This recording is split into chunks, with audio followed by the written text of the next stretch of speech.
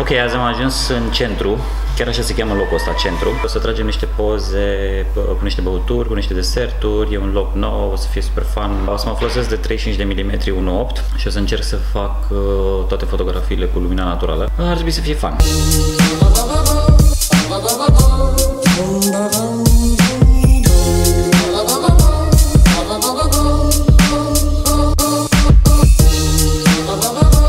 Astea sunt băuturile care va trebui să le fotografiem jos.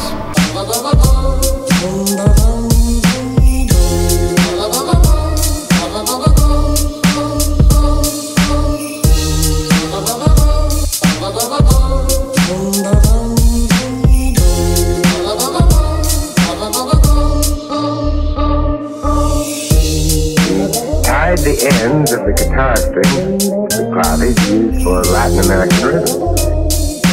And then he approached his victims from the rear, looped the wire over their heads, and...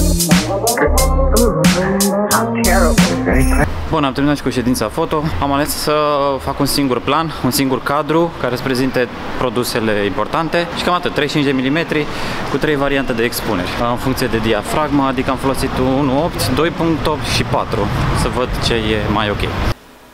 Când e? 11. Uitam că tocmai am primit o să mă duc să văd premiera Doctor Strange pe 11. Deci fix. Ce? Trebuie să-mi caut o altă cameră, mult mai ușoară, mult mai ergonomică.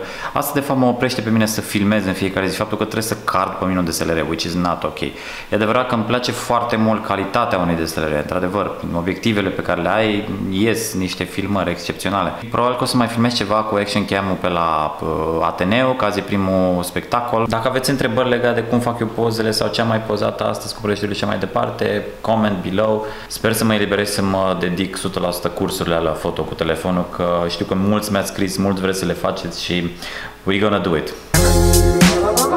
As we jazz lovers say, this routine is murder.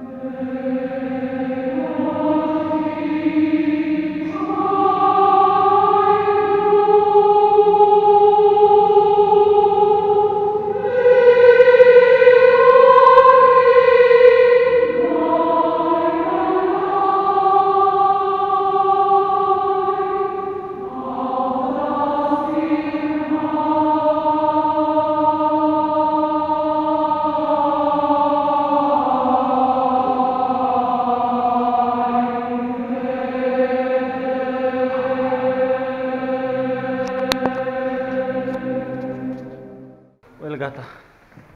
Și pe seara asta.